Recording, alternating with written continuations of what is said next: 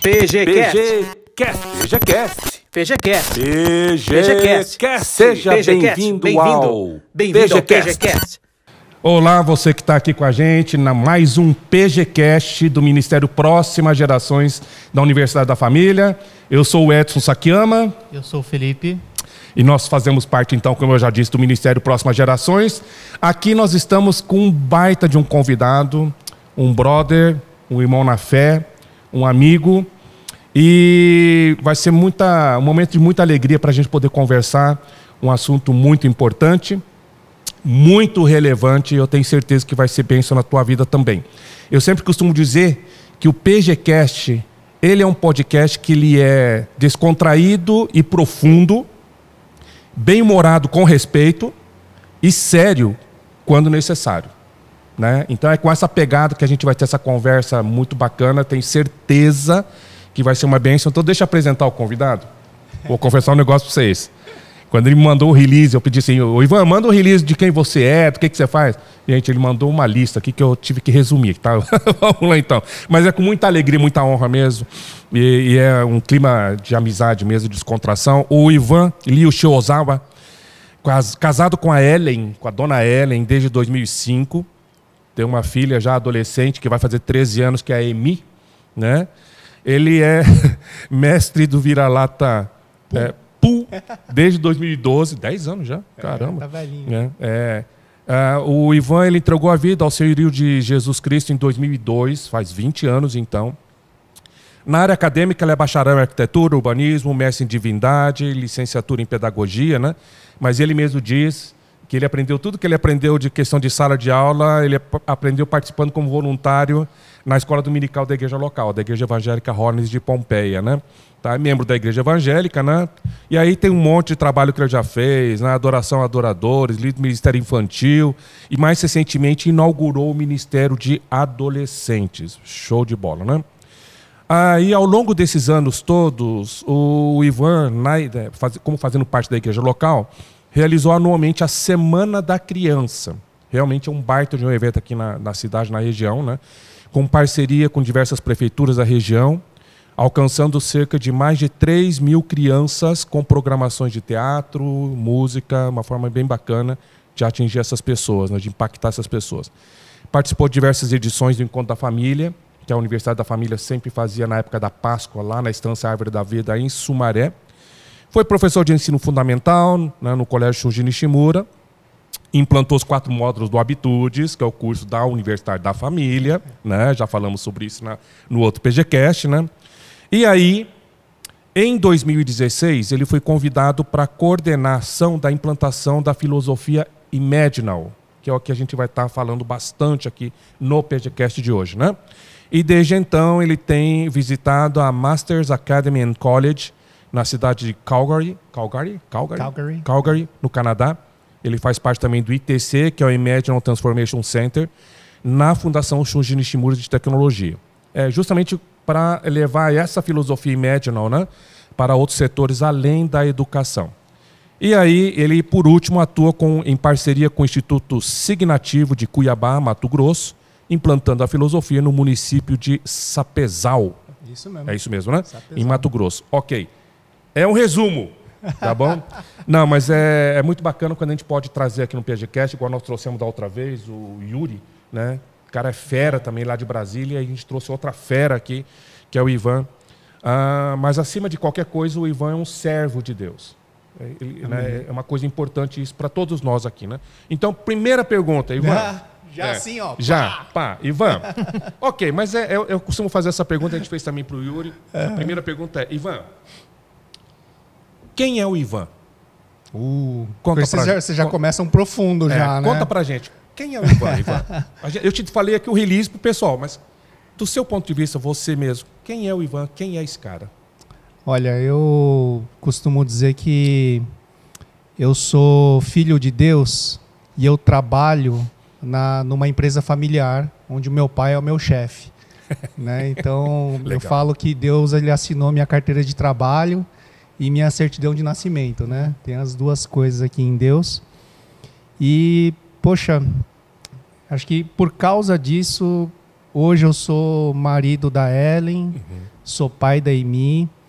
Eu acho que foram as 2 coisas mais importantes que aconteceram na minha vida e eu sei que elas são hoje parte do meu ser, né? Não sou mais só o Ivan, sou Ivan, Ellen e eu agora com a Amy também. Tem o cachorro também, mas não vamos colocar ele agora aqui não, né? Agora tá sério, né? Mas eu acho que quando você falou assim, olha, um servo de Deus, eu tento ser. Acho que é isso que eu tenho buscado sempre, desde que eu me converti de verdade, né? Porque eu já me converti de mentirinha, né? E agora, servo, acho que servo é servo mesmo. Tá certo, show de bola. Ô Ivan, essa questão que você colocou da Ellen e da Amy, certamente, você mesmo disse que foi talvez uma das mais importantes decisões da sua vida.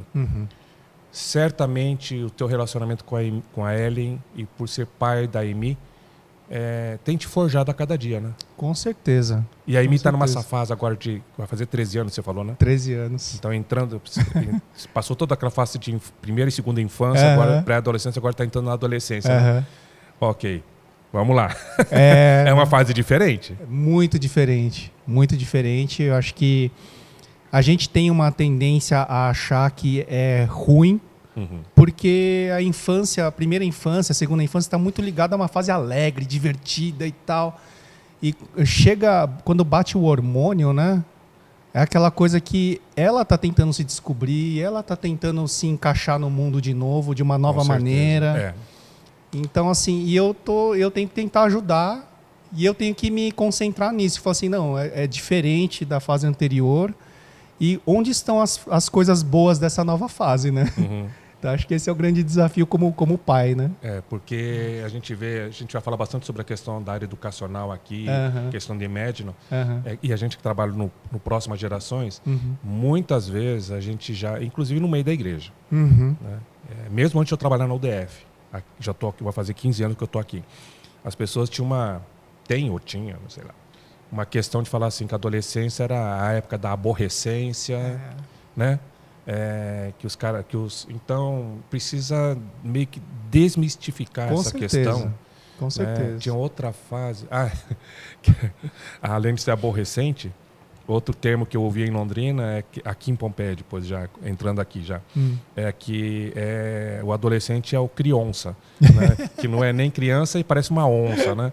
Então realmente precisa desmistificar. Essa geração tem um potencial, fantástico, né? E vamos para deixar mais ou menos todo mundo que está aqui na mesma página, vamos lá? Sim, então, vamos lá. Sucintamente, tá? Porque a gente vai entrar daqui a pouquinho, eu e o Felipe, a gente vai fazer algumas perguntas assim mais profundas, mas assim, apenas para uma rápida introdução. Tá? 4 perguntinhas. Tá. Só como introdução. Tá? Leve mesmo, tá? Tá. Primeiro, o que é o Imaginal? Tá? Quem criou e por que ele criou? Né? E se você puder também, porque o Felipe vai entrar nessa questão mais assim, aprofundadamente, mas assim, sucintamente, defina pra gente, pra todo mundo aqui, o que é aprendizagem profunda, o conceito. Tá. E por último, uma coisa que me chamou a atenção quando você mandou o release, eu estava lendo, quando eu li o livro também, é que você, em nenhum momento você usou metodologia Imaginal, você usou filosofia Imaginal. Por que filosofia e não metodologia? Tá bom? Então, só essa perguntinha. O que é o Imaginal? Tá? Quem criou e por quê? Né? Sucintamente, o que é aprendizagem profunda e por que você usa filosofia em vez de metodologia Imaginal? Podemos começar por aí. Que legal. Bom, que bom. Vocês leram o material, leram o livro. Fizemos uma tarefa de casa. Quem fizeram lição uma tarefa de casa, né? Vocês são Imaginal, né? Pô, legal. A filosofia Imaginal, ela foi criada pelo Tom Rudnick, né? Lá no Canadá. Filosofia Imaginal, eu costumo dizer que é o sonho de todo mundo que trabalha com educação, porque a gente quer entregar para a sociedade um jovem que saiba o que ele quer da vida. Né? Então tem a ver com descoberta da identidade, tem a ver com propósito, resumidamente, né? Sim. Tem a ver com identidade, quando o cara descobre o grande motivo, tem a ver com ter motivação intrínseca para fazer as coisas, tem a ver com ver o invisível, que é você olhar para o futuro, que não existe ainda, criar esse algo que não existe e fazer isso crescer, crescimento. Então, a filosofia imaginal está baseada nesses 5 pontos. Tá, que a gente vai conversar sobre os 5 Exatamente. pontos. Legal, show de bola. E a aprendizagem profunda é um modelo educacional, tá? Baseado na filosofia imaginal. Então, quando o Tom ele faz quando ele desenvolve a filosofia, ele pega a filosofia e implanta isso dentro da escola dele, da Masters Academy College, que ele fala que é uma escola de P&D, né? De pesquisa e desenvolvimento, né? Então, ele pega tudo que ele escreveu, tudo que ele pensou e ele começa a criar esse modelo educacional baseado em 4 pilares que eu coloco aqui para vocês, que é autonomia, domínio, inovação e a questão do habilidades de prontidão para o futuro, né? Então isso é a filosofia, isso é o modelo educacional da aprendizagem profunda, baseado na filosofia imaginal, né? E foi criado por quê, né? Isso que é o mais curioso, né? Porque o Tom Rudnick, ele vive num país chamado Canadá, né? País aí, eu não gosto de usar o termo, mas é primeiro mundo. Sim. E de alguma maneira ele, como professor, né? Ele era professor de ciências, ele olhava para a educação e falava assim: tudo bem, lá no relatório do PISA, né? Da OECD, a gente está lá entre os 10 primeiros países na educação, tá bom? Mas por que será que eu não estou satisfeito? Por que será que eu acho que existe um problema na área da educação? Tem alguma coisa errada. Por que só 20% dos alunos têm sucesso? E o restante é tudo na média ou é reprovado? Será que a escola foi feita só para 20%? Por que né? Então ele começou a se desafiar e falou assim, não, uma inquietação, sucesso tem que ser para 100%. Para todo mundo pode aprender e ter excelência. E aí que começou essa disrupção, né? Que ele começou a criar com a filosofia imaginal, né? Ele também tem o histórico de pastor, né? Sim, também, né? Também. E aliás, toda essa trajetória dele até chegar aqui no Brasil tem a ver com o crescimento dele como um homem espiritual também, né? Que legal, que legal.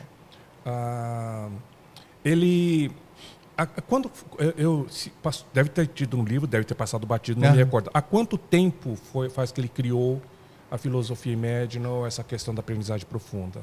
Toda a história dele começou hoje, da 2016, agora da 2022. A escola dele deve ter uns 30 anos. Então, toda essa inquietação dele começou há 30 anos atrás. Tudo hoje que está no hype assim, da educação hoje, há 30 anos atrás ele já estava pensando, Deus, e ele é muito fiel com isso, né? Ele sempre fala assim, olha, Deus fez um download para mim. Eu fui tendo alguns downloads e ele falou assim, eu tenho certeza que é Deus falando comigo. No avião lá, não foi? No avião, exatamente. Exatamente. O que foi no avião? Ele estava viajando para a África. E aí ele teve uns insights assim. Ele começou a anotar no guardanapo ali. Lembra muito aquilo que o Yuri falou, lembra? Quando ele se converteu, acho que foi de um dia para o outro que Deus fez tudo um download nele também. Falou o termo que ele usou também, né? Para ele começar a criar os games lá da... Acho que é cabeado, né? O pessoal tem um pessoal que é cabeado, não ele é? Ele falou assim, que parece que numa noite de sono, uma coisa assim, ele tinha começo, meio e fim do game com princípio e tal. Realmente Deus, parece que é linha direta mesmo. Parece não é linha direta. Ô Ivan, eu tô vendo assim que, pelo release que você mandou, pelo livro que eu li, do Tom Rudnick, que é esse livro aqui, que é Tornando-se Imaginal, no português, né? Tornando-se Imaginal, né? Tá? Visualizando e criando o futuro da educação, né? Foi feito pela Senai SP, de São Paulo, editora, né? Eu estou vendo que você está mergulhado de cabeça nisso. Sim. Fui obrigado não, né? Porque eu fui convidado para ser coordenador de implantação, mas, cara, eu como professor... Na hora que eu comecei a ouvir as ideias, eu falei assim, cara, eu acredito muito nisso. Então, essa é uma pergunta que eu queria fazer. Dá para perceber que você, então, se apaixonou pela filosofia imaginal. Tá? Você já deu uma pinceladinha no porquê. O que te impactou? O que te fez despertar? Falei, caraca, isso funciona. Boto fé nisso aqui. Né? Eu quero isso aqui para onde eu estiver. Como é que foi esse clique que te fez conectar, te fez entrar de cabeça na questão da filosofia Imaginal? Eu acho que, até respondendo uma pergunta anterior junto com essa, né, sobre por que eu falo tanto de filosofia e não de metodologia, né? Acho que as pessoas, sempre que ouvem falar de Imaginal, elas perguntam, a primeira pergunta que vem na cabeça é: como faz? Ou seja, a pessoa está sempre querendo um método. As pessoas querem como fazer e nunca por que fazer. E filosofia tem a ver o porquê fazer. Ele está antes do fazer. Se você, né, seu Shunji Nishimura, ele tem uma frase que é assim: se você tem uma filosofia, você tem tudo. Porque a filosofia, ela vai dar base para todas as ações que você vai fazer. O nosso sistema de crenças que está aqui no nosso coração, está na nossa mente, ele vai para a nossa mão. Né? Agora, quando você tem só uma metodologia, uma hora a mão cansa. E você não sabe mais por que você está fazendo aquilo. Né? Então, eu enxerguei, assim, na minha história pessoal, algumas coisas que eu fui entendendo de como eu fazia a aula, né? Como eu estava trabalhando como professor na escola, eu sempre fui meio... Eu não queria fazer coisas convencionais. Né? E eu orava, falava assim: Deus, hoje eu sou professor de matemática. Eu quero falar sobre o Senhor através da matemática. Me dá as estratégias. Né? E eu acredito que tem isso. A minha filosofia não é... Eu não sou apaixonado pela matemática. Matemática é um meio para eu levar aquilo que é mais precioso para mim e para as outras pessoas. Né? Então, assim, eu acho que... E eu enxerguei isso na filosofia do Tom. Para mim, caiu como uma luva, porque, poxa, o cara é pastor, o cara é crente, né? Posso usar sem parcimônia esse negócio aqui, né? Verdade. Então, para mim, foi uma... E quando ele veio para o Brasil pela primeira vez, aqui para o Senai, e eu não fui convidado para essa palestra dele, eu fiquei chateado. Falei assim: poxa, Deus, eu queria... fui, tá? E eu falei, foi lá no anfiteatro, eu acho que foi, né? Isso mesmo. E eu falei assim: nossa, Deus, eu queria tanto ter participado disso. Né? Acho que eu queria tanto mexer com educação mais e tal. E eu acabei caindo aqui agora. Né?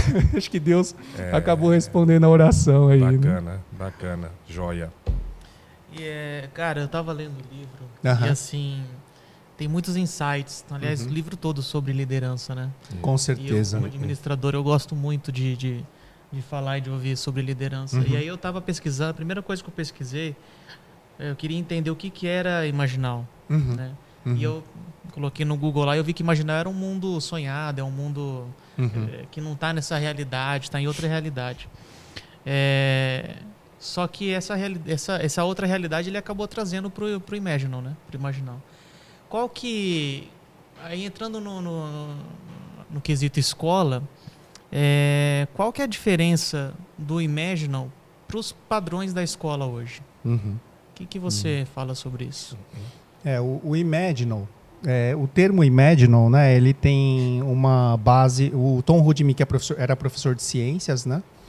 Então ele usa... Existe um negócio chamado células imaginais, que é o que tem na lagarta que se transforma em borboleta, né? São as células que ajudam a lagarta a se transformar na borboleta, né? Tem a ver com essa questão... A palavra é muito sugestiva, né? Ela tem a ver, sim, com algo da... Ele fala até que a imaginação é algo que brota do espírito. Ele faz essa conexão, né? E você tem que trazer isso para o mundo real, para o mundo físico, né? Para o universo mensurável, que é como ele chama, né? Mas a grande diferença que eu vejo para uma escola que trabalha com aprendizagem profunda e uma escola tradicional é que você está realmente empoderando o aluno para ele ser o responsável pela sua própria aprendizagem. Na escola tradicional, a responsabilidade está na mão do professor, está na mão dos pais que ficam cobrando, né? E talvez a grande chave de mudança seja essa, né? O aluno é realmente protagonista. E isso é uma coisa que está na moda. Você vai ver um monte de metodologia falando sobre isso daí, protagonismo do aluno, mas na verdade são só métodos e tem pouca filosofia dando combustível para esse negócio, né? Tá. Então isso significa que não adianta então aperfeiçoar o que já existe hoje. Perfeito, perfeito. Assim, o Tom ele trabalha com a questão da obsolescência, né? Ele fala assim, olha, não adianta ficar trazendo pequenas melhorias para algo que está obsoleto. Se está obsoleto, precisa ser substituído. Então, isso é uma grande disrupção. É um chacoalhão no ombro de quem trabalha com educação. Fala assim, opa, peraí. Substituído é um trabalho, né? Não é fácil você fazer a implantação da aprendizagem profunda por causa disso. É você olhar e falar assim, cara, substituir significa jogar fora muita coisa. É isso mesmo? Né? Então, é isso que torna a coisa um pouco indigesta no começo, né? E a gente tem que ir com calma, né? Falar assim, olha, não, é realmente disruptivo. Mas tem como fazer. E no Brasil, vou perguntar isso aí porque eu vou explicar o porquê. É muito difícil, assim, qual que é a maior dificuldade em aplicar essa filosofia Imaginal nas escolas hoje? Excelente pergunta. Que se acompanha assim, porque às vezes a gente acha muito fácil em outros países e muito difícil aqui pra gente. Não se ensina propósito nas escolas. Com certeza né? não. Não existe um vazio maior do que a falta de um propósito. Né? E a gente é ensinado que se a gente não passar na faculdade, a gente não vai ser ninguém, que se a gente não trabalhar, a gente vai viver como um indigente o resto da vida. E, cara, assim, isso não é ensinar propósito, isso é ensinar a ter medo, né? E o medo acaba alienando, né? Então, a gente acaba sempre estando num ciclo eterno de querer apagar o passado seguindo esses caminhos errados, né? Então, essa pergunta que eu faço é a seguinte, né? Por que é tão difícil aqui pra gente e é mais fácil em outros lugares, né? Qual que é a dificuldade que você enxerga nessas aplicações nas escolas hoje? Só completando, ou tipo assim, ou não é mais fácil em outros países, a gente que tem essa leitura de que parece que lá é mais fácil, ou realmente lá é mais fácil e aqui é mais difícil. Pode ser. A gente tem uma... né, a gente estava brincando aqui no começo, antes de começar a gravar, né, falando assim, o nome Next Generation, né? Opa, bate aqui. Next Generation, a gente tem uma tendência para americanização, porque vou até usar uma palavra em inglês, underdog, né? A gente é meio underdog, assim, a gente é meio, né? A síndrome do vira-lata. A síndrome do vira-lata, a gente se acha inferior, então a gente tem que usar coisa americana, né, tal. Acho que tem um pouco da nossa cultura isso, né? Mas eu acho o seguinte, né, Gia? Eu acho que nossa proposta realmente é tropicalizar, né? Pegar algo que está lá no Canadá, e eu vou usar até uma historinha engraçada, né? Que um dia a gente estava sentado com o Tom aqui no Brasil, e aí uma pessoa perguntou assim para o Tom, né? Falou assim, Tom, mas você fala que o aluno precisa ter liberdade, que o aluno precisa saber negociar prazos, mas é o seguinte, e se você tem um trabalho marcado para entregar e o aluno não entregar, como é que você lida com isso? Aí o Tom assim, não, o aluno vai entregar. Falei assim, não, é que assim, aqui no Brasil, se você der muita liberdade, o cara não entrega. Daí o Tom, não, se é para entregar, a pessoa vai entregar. Ou seja, daí a gente percebeu, falou assim, cara, cultura canadense, do compromisso de que se você é responsável por aquilo, você vai ter que fazer. Né? E a gente vai ter que fazer uma adaptação aqui para a gente disso, mas não é flexibilizar aquilo que ele escreveu, mas é perceber que tem traços na cultura deles que seria muito bom que fossem nossos traços culturais também. Com certeza. Né? E a gente banir Lady Gerson, né? E começar a se comportar de uma maneira diferente. Flexibilizar prazo.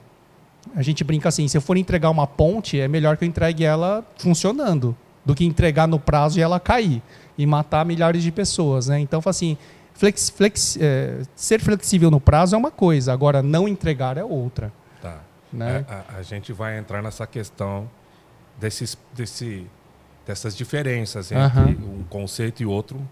Nossa, mas olha que legal, ele está falando isso, né? E eu morei no Japão há alguns anos, né? Também.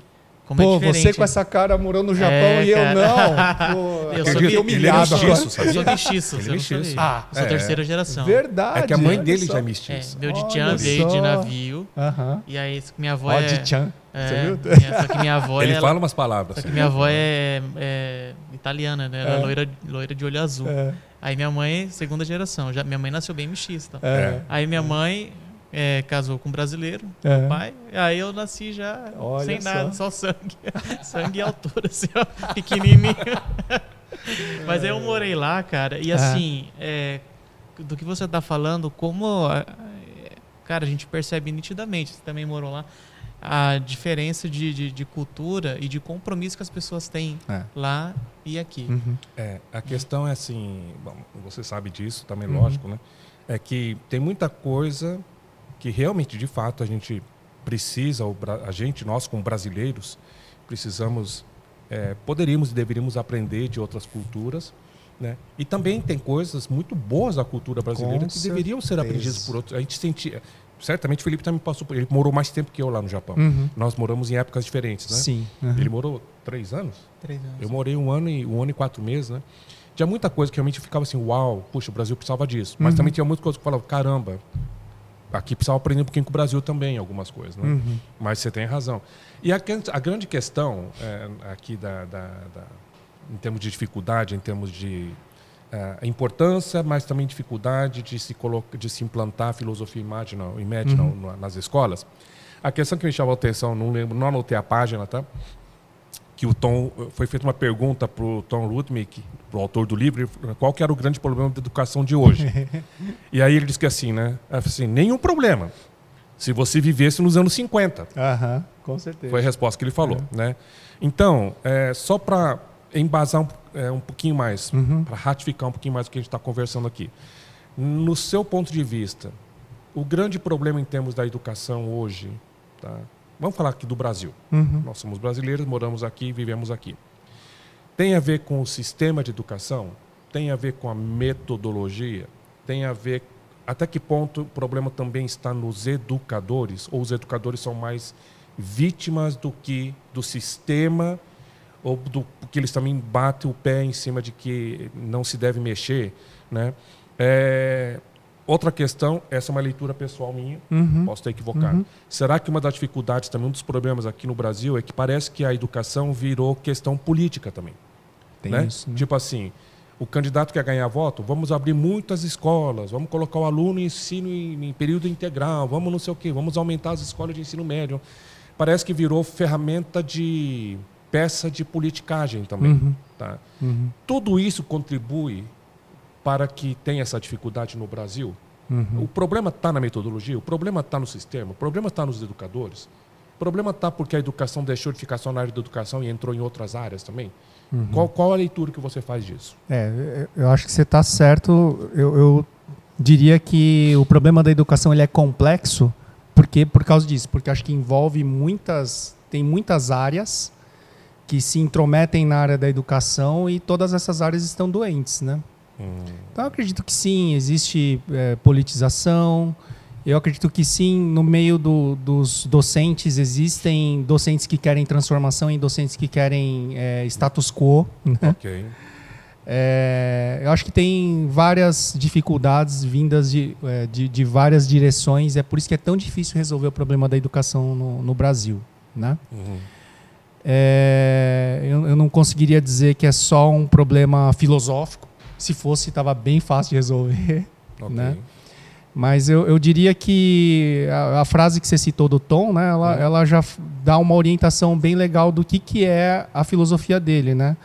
A gente aprende mais olhando hoje na escola tradicional. Né? Você aprende mais olhando para o passado do que olhando para o futuro. Isso é uma coisa que me impactou também. Né? Falei assim, como é que eu aprendo com algo que não existe? Como é que eu aprendo com algo que eu não consigo enxergar? Ainda. Né? Então, assim, a gente está falando que tem problemas políticos, ok, detectamos o problema. Como é que nós resolvemos isso? Né? Isso é uma coisa que eu até aprendi muito, acho que com o seu Jorge também, né? Aqui na UDF, né? E tudo mais. Existem problemas na família. Ok, identificamos o problema. Como é que nós resolvemos esse problema? não é simplesmente demonizar a família, porque a gente fala, né? A gente está dentro da escola, às vezes ouve o discurso assim, a culpa é da família. Ah, mas olha os pais. E a gente, quando a gente é família, a gente fala, não, mas olha a professora, olha a direção, olha...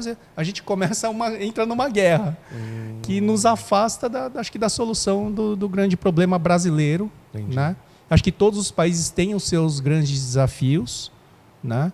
E eu acho que o brasileiro, infelizmente, ele é sistêmico. A gente não resolve apertando só um parafuso.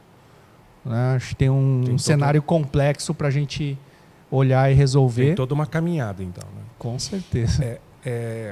Deixa eu fazer uma pergunta. Porque você falou que o Tom, ele, nos últimos 30 anos, vamos dizer assim, já, né?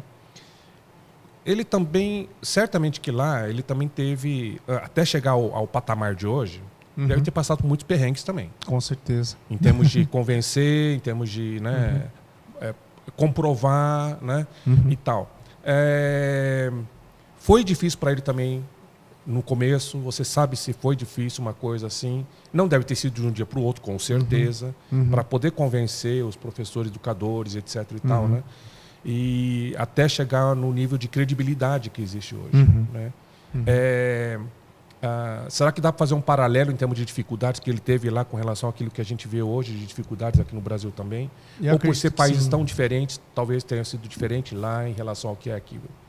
Eu acredito Não sei se ele chegou a confidenciar, comentar sobre isso também. Talvez a grande facilidade que eles... eu acredito que sim, que estar no Canadá tornou mais fácil o processo, né, em algum sentido. Mas não dá para dizer que não teve dificuldades. Até assim, né? Quem trabalha com inovação sabe que você tem que ir de pivotada em pivotada, né? E eles começaram com uma proposta que é muito diferente do que é hoje. Eles começaram a escola deles lá em 1997, falando assim, nós queremos fazer uma escola baseada nos princípios de qualidade de Deming, né? E legal, eles começaram o trabalho, mas 2 anos depois ele percebeu que, falou assim, olha, qualidade é bacana, mas você gera um teto. E quando o aluno chega no teto, o que tem depois do teto? Aí ele falou assim, não, a gente precisa pivotar esse negócio. A qualidade não pode ser mais um alvo. Qualidade é um meio. O grande alvo, o que é? Inovação. E aí, até hoje, daí eles começaram a desenvolver os trabalhos deles. Mas, assim, teve um trabalho forte de convencimento no meio dos professores. Olha só, ele teve que juntar os professores e falar assim, olha, eu estava olhando os números aqui da nossa escola e, poxa, 15% dos alunos só estão acima da média, estão em zona de excelência. Como é que a gente joga mais alunos aqui para cima? Eles começaram com os processos de qualidade e aumentou. Né? Subiu de, sei lá, de 15, foi para 30. E todo mundo bateu palma. Ele falou assim, conseguimos. Ele falou assim, não. E se eu quero 100%? Aí todo mundo, você é louco? Não dá 100%, não dá. Ele falou assim, dá, vamos tentar. Né? Então, assim, ele teve que usar a fé dele para criar fé nos outros. Né? E é lógico, vir com uma proposta para poder dar embasamento e... Né? Ele tem uma equipe muito boa, né? Ele tem uma das diretoras da escola, que foi a Doreen, Cindy. Tem vários professores ali que ajudaram muito ele a desenvolver os processos, né?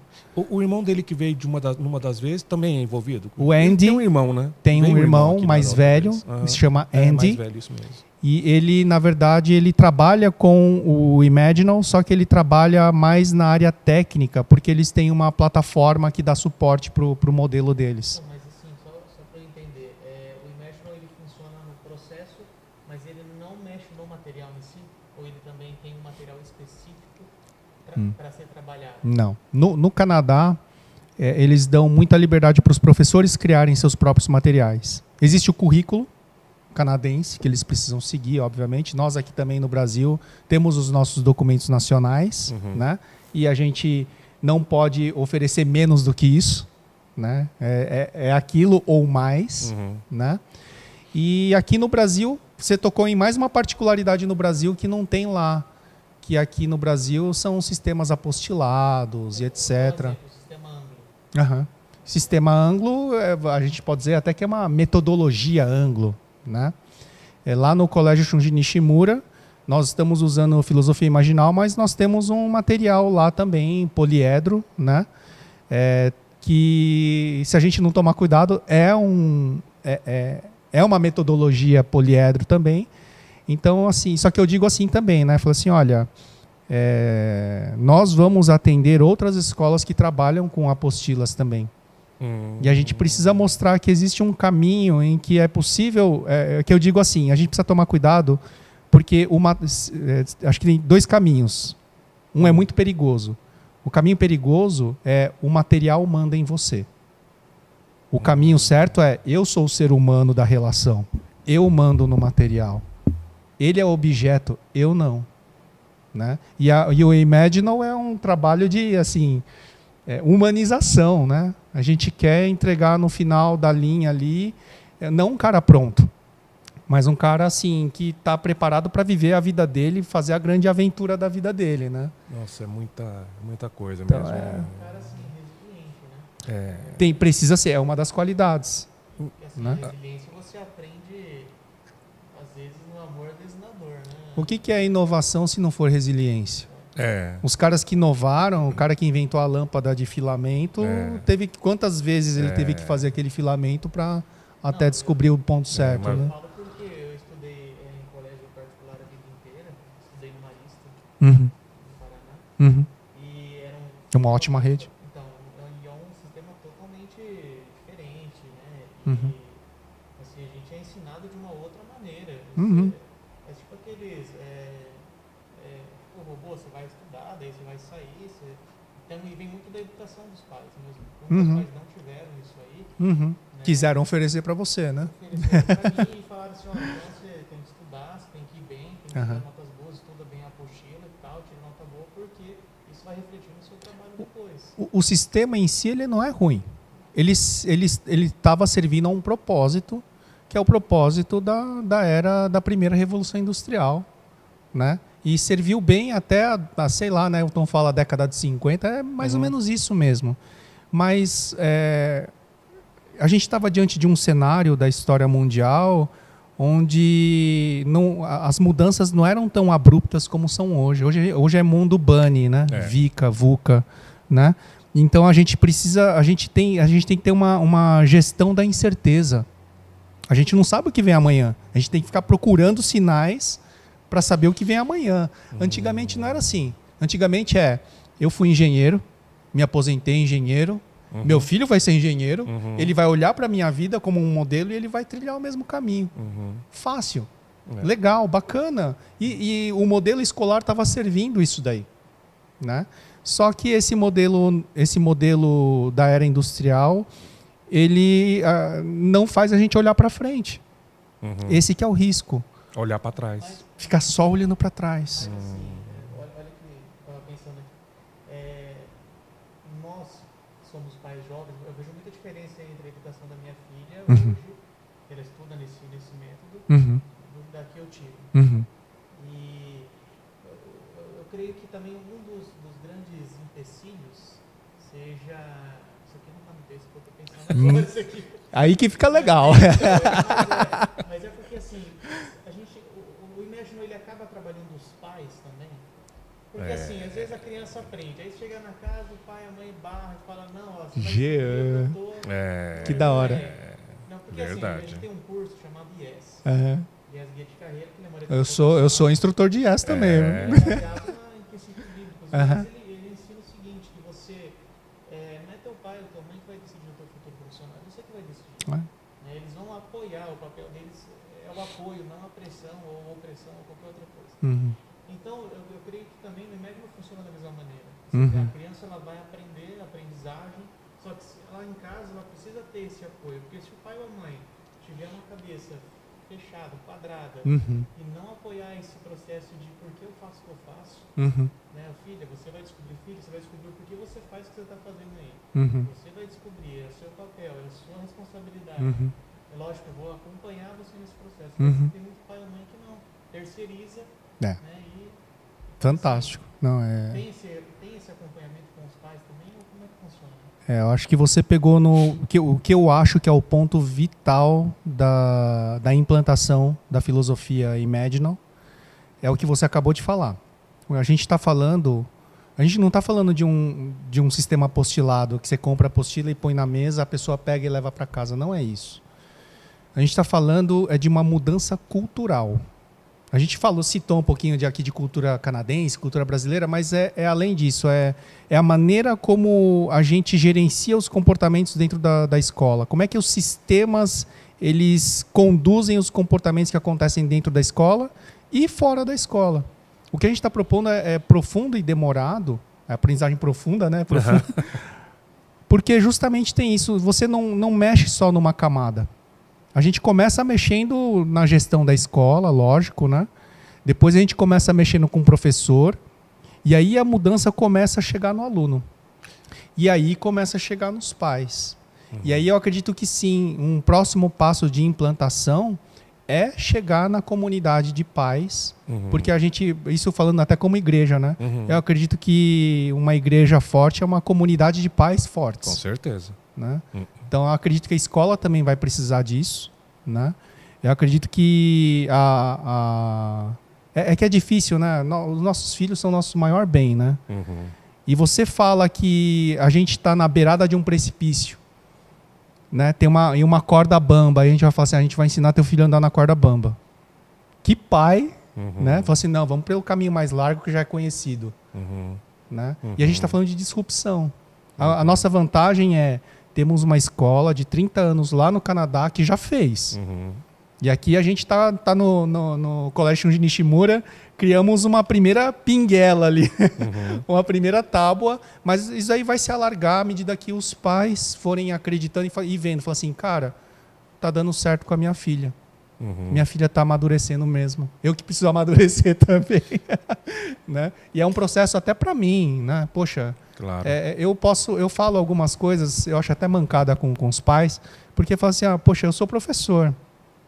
Eu tenho algumas vantagens pelo nível de conhecimento, aquilo que eu estudei, me ajuda a ser um pai professor em casa, mas não é todo pai que tem isso. E a gente precisa ter essa consciência também. Claro. A gente precisa ser... Verdade. Usar o nosso amor, a nossa compreensão para falar assim, olha, a gente vai precisar ajudar os pais, sim. Bacana. Faz parte. E dentro desse contexto, uma das coisas que desde o começo, quando o Jorge apresentou o Tom Rudnick, quando ele falou, não sei se foi na palestra lá no anfiteatro. Naquela que eu não fui, naquela você que você não foi, eu não fui. Né? Eu também fui. Não, brincadeira. Brincadeira. Não sei se foi lá, mas eu fiz questão de anotar aqui. Explica pra gente, sucintamente, como é que essa questão da mudança... Para mim foi o que mais chamou a atenção desde aquela época, tá? A mudança na questão da educação de tempo para aprender é rígido, enquanto a qualidade do aprendizado é flexível, versus tempo é flexível e a qualidade é rígida, né? Que ele cita muito no livro também. Sim. O que é isso? Cara, isso aí talvez na escola brasileira, pública e a privada, qualquer uma das duas, é uma das maiores dificuldades que existem de se trabalhar. Talvez seja uma das maiores disrupções para quem está dentro da escola. Certo. A escola tradicional, ela trabalha no paradigma do tempo fixo, qualidade flexível. O que isso significa? Significa que quando o tempo é fixo, tudo tem que acontecer dentro daquele tempo determinado da escola. Você está falando, por exemplo, em termos do ano escolar, ano letivo, é isso? Do ano letivo. Exatamente. Tá. Primeiro bimestre, segundo bimestre, terceiro, tudo acontece dentro dessas caixinhas de tempo. Né? Então, tempo é mandatório. Então, se eu sou aluno e eu não aprendi tudo que eu deveria aprender e passou o bimestre, já era. Fiquei para trás, vou carregar esse buraco dentro da minha educação, dentro do meu processo. Tá? Porque o tempo é mandatório e a qualidade é flexível. Se eu tiro 6, eu passo. Se eu tiro 10, eu passo. Tem um gap de 40% daquilo que eu precisava ter aprendido. E é um buraco que a gente vai carregando e vai acumulando. Exatamente, é cumulativo. Né? Então, é fácil entender que nesse processo, quem fica para trás, o gap é enorme. Né? E aí, o que o Tom traz? O Tom fala assim, não. Tempo flexível. Porque o que é importante na escola não é o conteúdo. O mais importante da escola não é o conteúdo. O mais importante é o aprendiz. Você tira o centro do material e coloca o centro na pessoa. Nossa, isso é disrupção mesmo. Disrupção total, porque você... E vai chegar o ponto mais disruptivo ainda, é você falar assim, você não tem um bando de 30 caras na sua sala. Você tem 30 indivíduos que aprendem de maneira diferente, que pensam de maneira diferente e que têm necessidades diferentes. E nós precisamos estar atentos para os indivíduos e não para o bando. Eu tenho um bando de 30? Não. Eu tenho 30. Eu tenho que conhecer esses 30. Entendeu? Eu tenho que ter instrumento para conhecer melhor como eles aprendem, né, e etc. Ou seja, aí a gente está falando de aumentar a qualidade né, e ela ser fixa. Não é passa com 6 ou passa com 10, passa com 10. Você precisa do 10 para falar assim, aprendi. E se você precisa de mais uma semana para isso, a escola precisa te fornecer mais uma semana para isso. Aí todo mundo pensa assim, não, Ivan, peraí, não. Mas se o cara precisar de 2 bimestres, né? Mas pensa bem comigo. Se você conhece bem o seu aluno, né? Vamos pegar as inteligências múltiplas de Gartner. Se você sabe que seu aluno é sinestésico, pô, eu vou montar uma estratégia para ele da maneira que ele aprende melhor, para ele aprender mais rápido. A gente sempre pensa assim, a gente sempre pensa na demora, no delay. Mas, cara, eu como um bom professor, eu vou pensar como é que isso pode acontecer mais rápido. Como é que isso pode acontecer com mais potência e de uma maneira que, cara, daqui a 2 anos ele não vai esquecer. Né? Então, é por isso que também tem a questão da... Não é só colocar a barra da qualidade lá em cima para o aluno, mas é o professor perceber que ele, cara, fala assim, não, eu tenho muito trabalho para fazer aqui. A aula precisa ser uma aventura, a aula precisa ter significado. Mas deixa eu fazer deixa eu comentar um negócio que eu acho legal. Por exemplo, eu ia perguntar isso aqui depois, mas é que eu vi muita conexão nisso aqui. O professor, ele já tem que vir pronto nesse método? Ou ele é ensinado? Não, porque não é o Jean tá indo nas feridas do processo. Exatamente. Não, porque não é qualquer um, né, cara? O cara tem que aprender. Vou dizer por quê. Eu tenho conhecidos que eles são professores e eles dão aulas metódicas, como sempre deram, e parece que esse método é muito difícil para eles do nada, assim, falar assim, agora a gente vai mudar, olha, você é um aluno, te dou valor, você é uma pessoa e tal.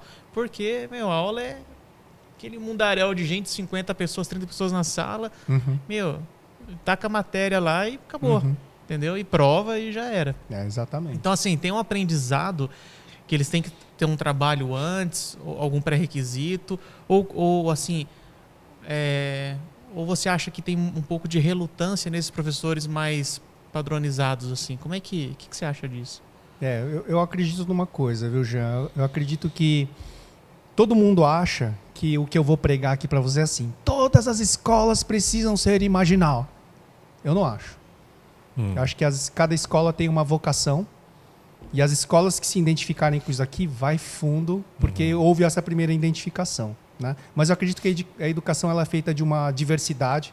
Eu acredito em escola militar. Tá? Eu acredito, tem as escolas Waldorf, eu acho muito bacana também. Né? Tem um espectro na área que é bonito isso.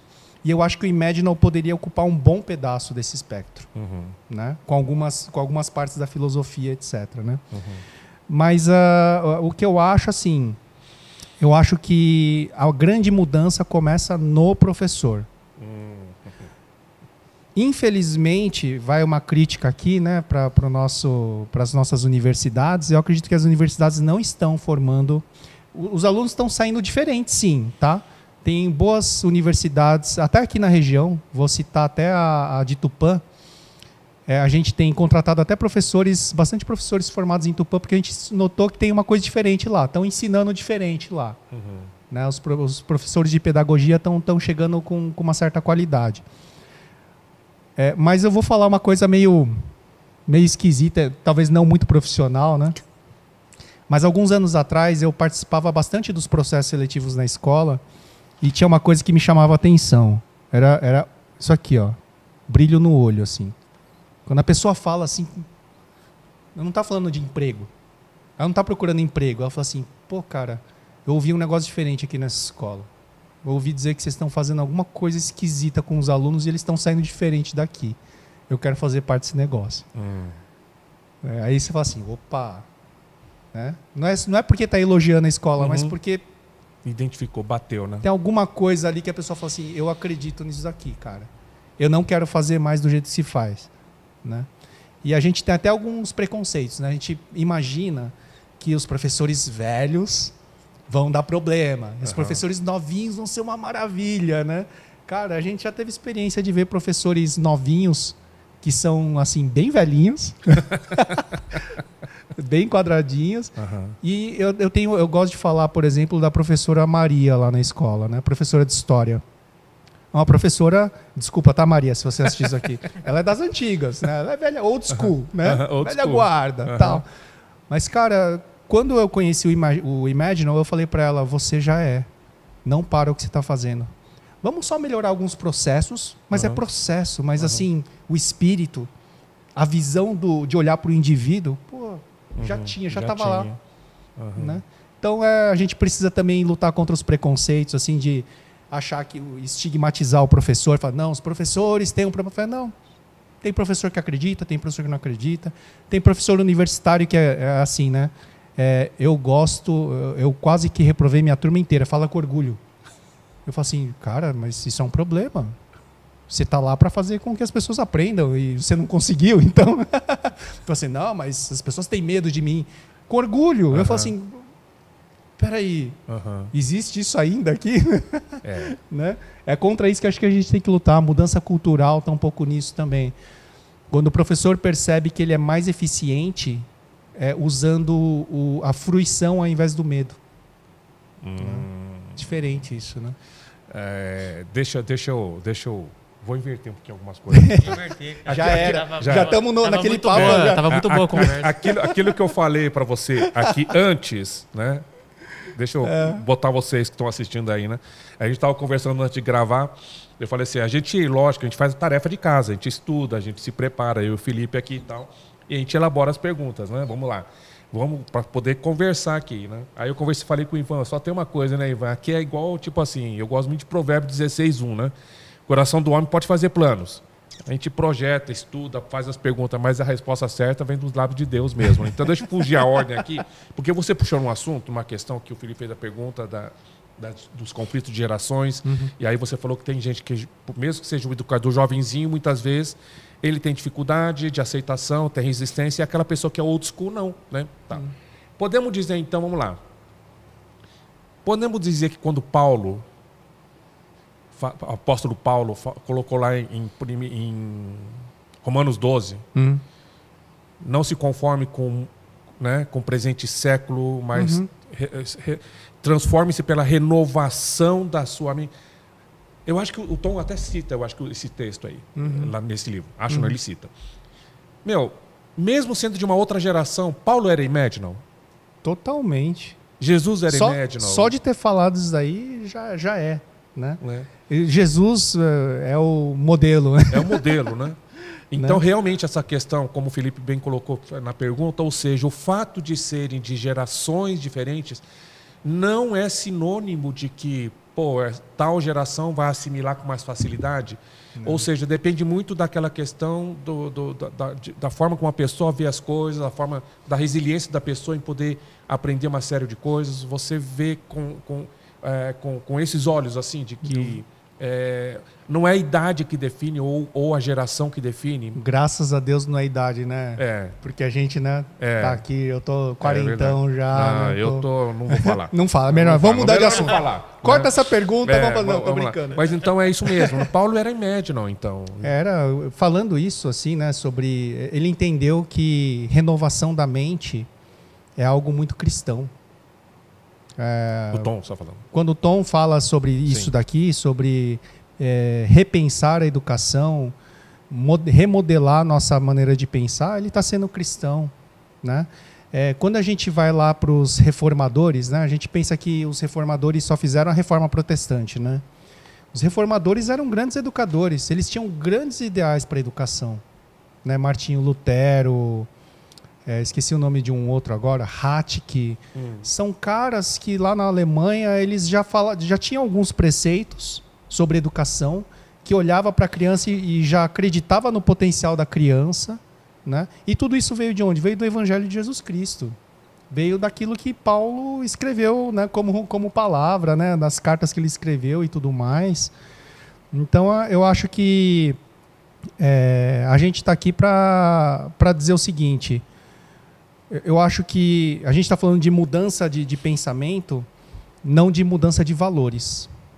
Nós cristãos temos os nossos valores e que nos ajudam a ter uma mente, um pensamento mais flexível e entender onde nós podemos mudar e onde nós não podemos mudar. Certo. Né? E valor, a gente fala, né? Estamos numa escola de inovação. Ah, pode tudo, vamos fazer. Não, peraí. Em cima de valores. Imutáveis. Imutáveis, porque eu acredito no seguinte, o cara que inventou a energia, descobriu a energia nuclear, né? Talvez ele tivesse valores e queria usar isso para saúde, para gerar energia elétrica, para um monte de coisa legal. Mas tem cara que pegou isso aí e transformou numa bomba. Então o valor que fez perder uma grande descoberta, né? Transformou isso numa grande arma. Então eu acredito que assim, nós mais velhos temos que ter os nossos valores firmes, temos que ensinar isso para os mais novos, mas mente flexível para entender os tempos que nós estamos vivendo, fazer o PG aqui. PGCast. PGCast é uma maneira de... Né? Você comentou, nossa, é muita coisa. Tá borbulhando aqui um monte de coisa. Que são assim.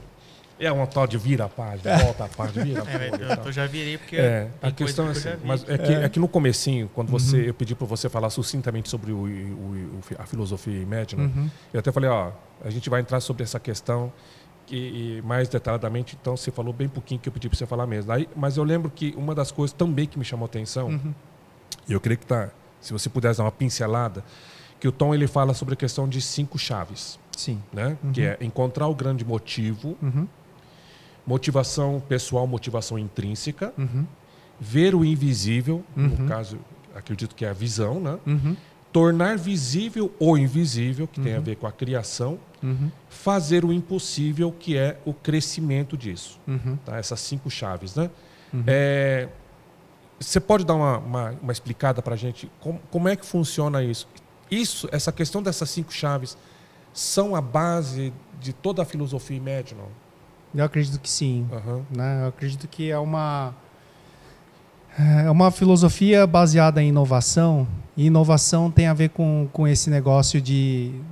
A gente acha que inovar é só fazer o que você não fazia antes. E não é. A inovação é algo mais profundo que isso. A gente acha que inovação é inventar, criar alguma coisa e ponto. Acabou. Então, a questão das 5 chaves eu acho legal, porque no final ele traz a questão do crescimento. Isso. E o crescimento, para mim, não é o criar não é a chave da inovação. A chave da inovação é crescimento. A chave da inovação da escola do Tom, ele podia ter parado na filosofia. Tá ótimo, escrevi um livro, excelente. Né? Mas o que ele quis fazer? Ele quis criar uma escola. Ele quis que essa escola desse certo e que essa escola fosse multiplicada. Quer dizer, algo reproduzível. Algo reproduzível nos seus mais diferentes lugares. Né? Tem na África, tem na Europa, tem lá, tem aqui no Brasil agora com a gente. Mas a questão da inovação é criar alguma coisa que mude o modus operandi. Entendeu? Entendi. Então, assim, a inovação é isso. A gente vê o nosso celular, né? Tinha o tijorola, né? Aquele, tijorola. Né? Meu pai tinha um daquele que você abria o flip e ficava desse tamanho. Você puxava a antena, vinha até aqui. E quando colocava na cintura, dava penso, né? Você não é dessa época, não é? Ele era criança, mas ele viu. O tijolão. Né? Nossa vida. Então... o joguinho era a minhoquinha lá. Exatamente. Então, assim, é uma excelente invenção, excelente invenção, mas a inovação veio como? Ela mudou o nosso estilo de vida. Certo. Hoje a nossa vida gira em torno desse negócio, né? Porque minha agenda inteira está aqui, minha rede social está aqui, meus contatos estão aqui. Tá? Então mudou, então inovação. Certo. Mudou a maneira que eu vivo, né? Então o Tom também ele teve que chegar nessa fase. Ele teve que descobrir o Big Why dele, o grande motivo. Ele teve que... E aquilo mexeu com a motivação intrínseca dele de querer ir atrás e encarar o desafio, criar resiliência, falar assim, pô, não deu certo, preciso tentar de novo, né? Aí depois ele teve uma visão, falou assim, não, tem que ser assim. Eu estou vendo que no futuro vai precisar de uma escola assim. Ele cria, só que se ele parasse aqui na criação, já era. Ele tinha que fazer crescer esse negócio, ele tinha que escalar de alguma maneira essa ideia. Então, o que eu estava lendo no livro lá, estava falando do Steve Jobs. E eu sou fãzaço da Apple, tem celular, tudo. E assim, eu vi que ele era um visionário, um cara comprometido, tudo, né? E tô fazendo essa pergunta porque ele está falando sobre visão. Ele é citado aqui no livro, e aí né? ele fala, ele fala dentro dessa visão que ele tem o insight, que é a habilidade de ver o que é, e o foresight, que é a habilidade de ver o que poderia ser. Grandes líderes, eles possuem essas duas chaves, o insight e o foresight. Eu queria saber, assim, é difícil aprender isso aí para um cara que já sabe o Big Why dele? Por quê? Porque eu vejo que a completude de um líder é saber o que ele está vendo, e a hora que ele vê, ele fala assim, cara, isso aqui poderia se tornar isso aí. Entendeu? É fácil aprender isso aí? Porque às vezes eu quero fazer algumas mudanças, eu pergunto porque às vezes eu enxergo um negócio e falo assim, puxa, eu quero mudar isso aqui, quero fazer melhor. Mas às vezes é muito difícil, cara. É muito difícil, porque você precisa talvez de outras partes, assim, não só você, né? Ótimo. Eu acho que é isso. Não é fácil. E é por isso que eu acho que tem que começar no ensino básico e não depois da universidade, né? A gente tem que aprender essas... A gente pode usar a escola para ensinar esse tipo de habilidade. Né? É isso que o Tom está fazendo, né? Os alunos só para dar um exemplo do que você está falando, né? No ensino médio, lá na Masters Academy and College, o Tom está ensinando curva S de inovação. Cara, é a questão da sigmoide, é isso, né? Que tem a fase de crescimento, tem a fase e daí, tem uns exatamente. Tem uns negócios. E aí depois você tem que começar outra curva S, antes da queda e etc. É sigmoide mesmo. A molecada está saindo do ensino médio sabendo isso daí. Eles estão ensinando eles a pensar, uma atividade deles. Pensa em Calgary daqui a 30 anos. Como é que vai ser? Quais são as janelas de oportunidade que vocês vão ter de inovação nas áreas que vocês amam? Eles estão aprendendo isso na escola. Pô, mancada, né? A gente está aprendendo isso agora, depois de macaco velho, né? E está difícil de aprender agora porque a gente talvez tenha perdido uma janela ótima para aprender isso. Né? Uma janela de aprendizagem ótima. Então, assim, não é fácil, mas você falou uma coisa interessante também, Jean. Você falou assim, sozinho é difícil. E isso é um outro ponto chave quando a gente olha para o futuro. Colaboração. A escola tradicional não treina para colaboração, é competição pura. Cada um na tua carteira, você tem que ser melhor que o outro. E aqui a gente está falando do seguinte, nós somos mais inteligentes juntos. Cara, eu tenho uma ideia, só que eu não consigo desenvolver sozinho, mas você tem uma habilidade e você tem outra. Cara, vamos juntar. E a habilidade do líder o que é? Deixa eu fazer você enxergar o que eu estou enxergando.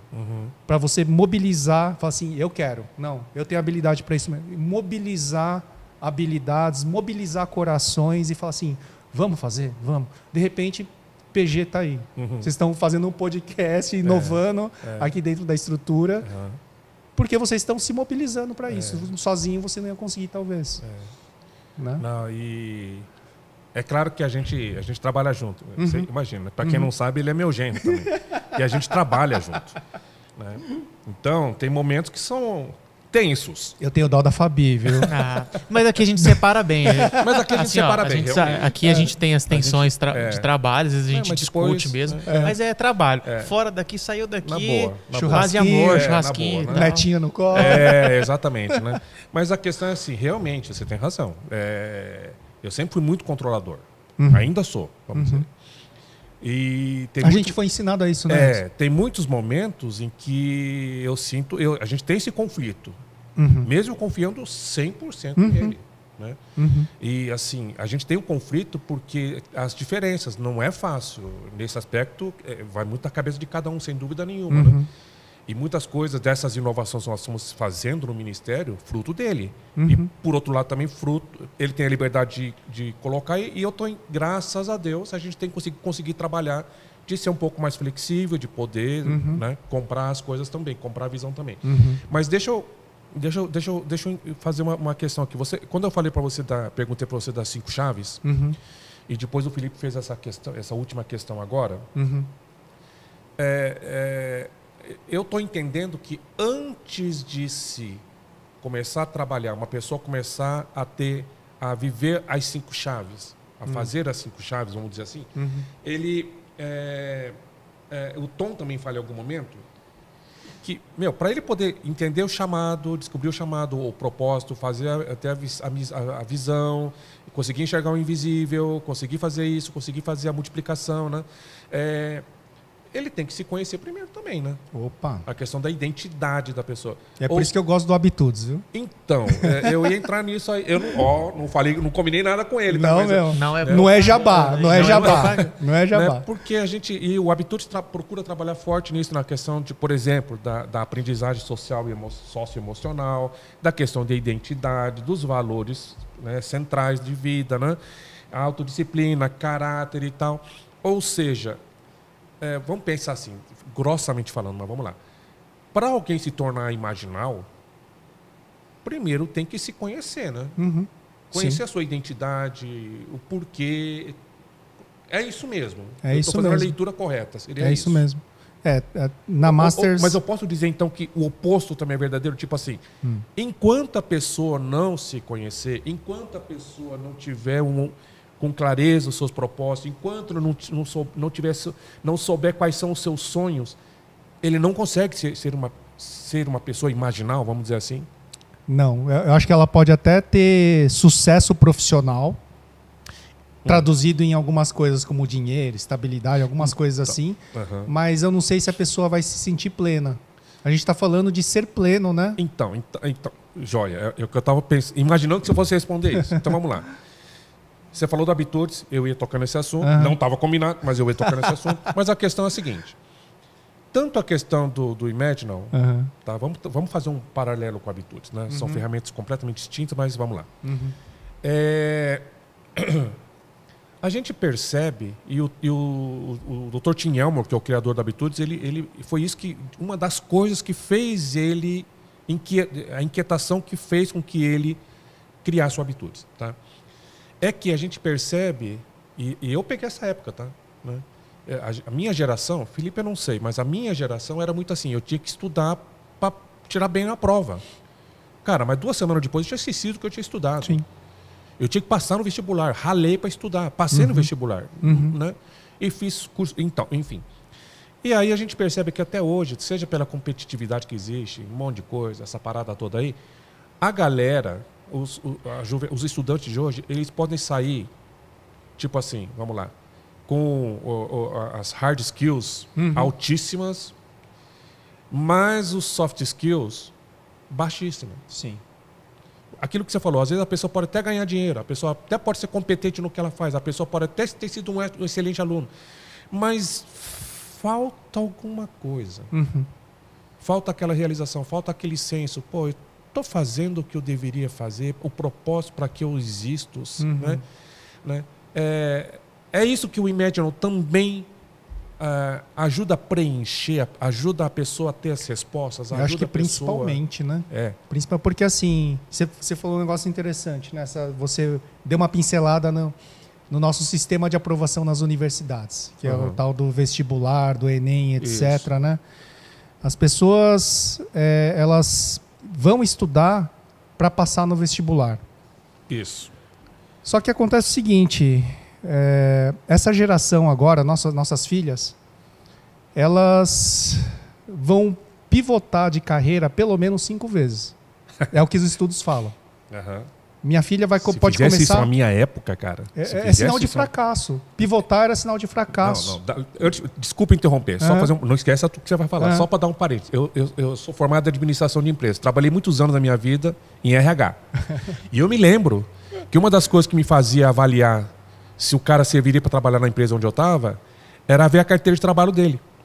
Se eu via que tinha muito contratos assim, eu falava assim, não deve ser bom funcionário. O cara não vai ficar.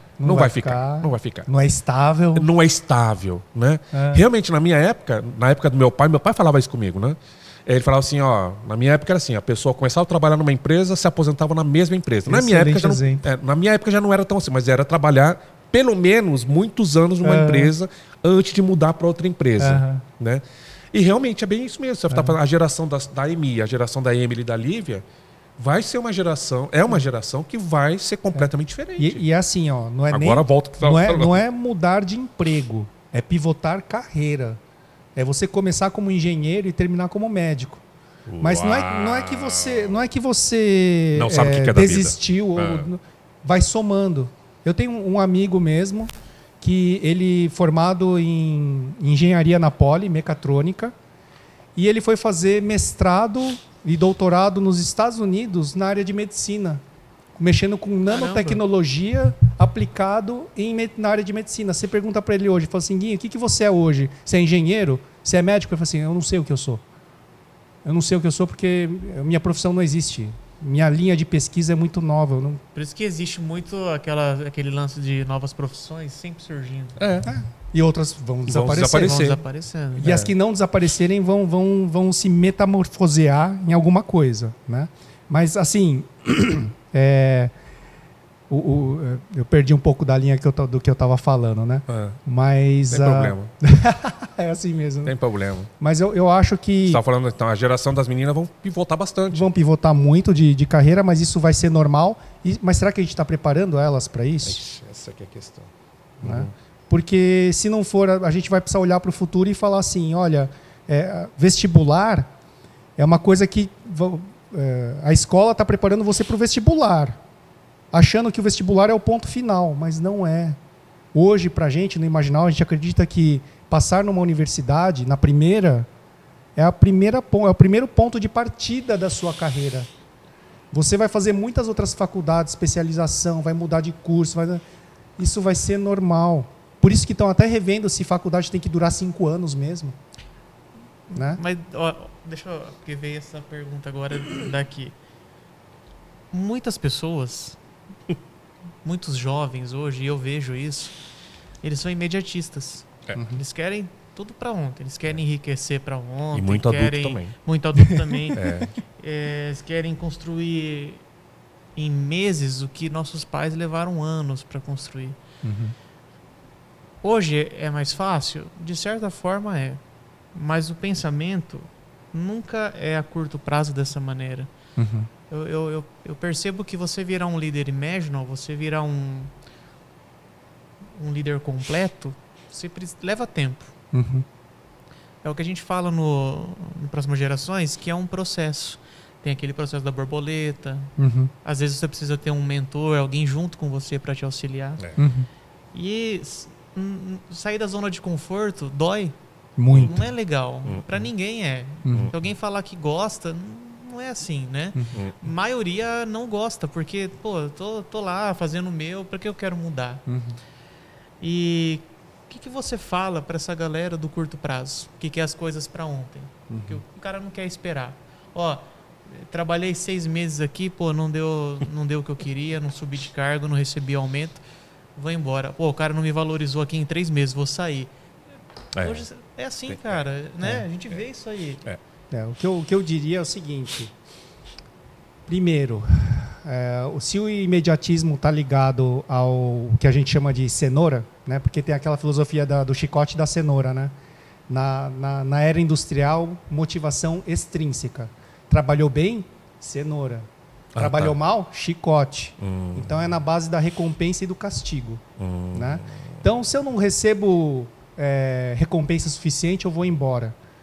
Ou seja, esse jovem imediatista, ele não está se comportando como um jovem, ele está sendo, na verdade, tá com um paradigma do passado. Porque não é na base... A recompensa, ela não pode ser extrínseca. A gente fala muito sobre intrínseco, sobre motivação que vem de dentro. E aquela que vem de dentro, geralmente ela está ligada a uma causa. Né? Então, assim, eu diria que para aqueles que são muito imediatistas, cuidado, porque outra coisa, né? Eu falei da recompensa do chicote e tem aquela coisa do fazer o que gosta. Não é errado fazer o que gosta, não é errado você obter prazer do seu trabalho, aliás, quanto mais melhor, claro. Mas não é só isso. As pessoas imediatistas geralmente acham que a experiência profissional ela é só prazer e que quando a gente luta... Né, a gente sabe, né? Quando a gente luta por uma causa, a gente sabe que vai ter sofrimento no meio. Claro. A gente sabe que vai ter oposição no meio do caminho. Vai ter pedreira, lógico. Vai ter pedreira, vai ter gente contra. Né? Então, assim, as pessoas precisam entrar no mundo do trabalho de uma forma mais madura. Sabendo que, sim, você pode colher prazer quando você está trabalhando, mas que você vai ter coisas difíceis para enfrentar. Mas eu acho que a raiz disso tudo... está lá no Big Why, para mim, minha visão pessoal, você está servindo uma causa que é maior do que você mesmo? A gente que é cristão, sim. A gente lida com isso desde que a gente se converteu. Né? A gente está lutando por uma... Você não está aqui na UDF, você está aqui pelas famílias. Família é maior do que eu. Eu sei que família não é só prazer. Eu sei que tem lutas. Eu sei que tem o mundo inteiro pensando diferente de mim lá fora. E eu vou ter que enfrentar isso. Vou fazer contra a maré muitas vezes. Vai ser por dinheiro vai resolver esse problema? Para você continuar trabalhando? Nenhum. Não, né? Então acho que é nisso que a filosofia imaginal nos ajuda. Quando você descobre seu Big Why, você se conecta automaticamente com você sai desse imediatismo, né? Você fala, não, para essa causa avançar, vai levar um tempo. Eu posso fazer trabalhos diferentes, em áreas diferentes, mas servindo a mesma causa. Né? Não necessariamente porque sou imediatista. Então, né? Tá. Cara, dá pra gente viajar. Dá pra gente viajar demais. A gente vai ficar um tempão nesse podcast aqui, cara. Eu tava olhando o horário aqui. Tô preocupado pela tua agenda também, tá? Mas a questão é a seguinte, a questão é a seguinte, vamos lá. Não tá no script também. Surgindo aqui. Duas perguntas. Vamos tocando. Duas perguntas, tá? Primeiro, você citou agora, e eu concordo, né, que a geração da sua filha e das minhas netas, né, provavelmente vão pivotar bastante, porque é diferente, é outra cabeça, outra mentalidade e tal. Até que ponto existe o risco dessa questão de pivotar por dilemas? Por não se conhecer e ficar o que a gente vê até hoje, muitas pessoas fazendo, dando tiro para tudo que é lado. Que é uma das coisas que o IES procura ajudar o adolescente a... Peraí, você precisa se conhecer primeiro para parar de ficar dando tiro em tudo que é lado. Então, a primeira questão é assim, até que ponto essa questão de... Se é a tendência de que essa atual geração, de hoje, crianças, pré-adolescentes, vão mudar, né, de carreira, né, e tal, é fruto de por se conhecer... e querer enveredar em diferentes carreiras.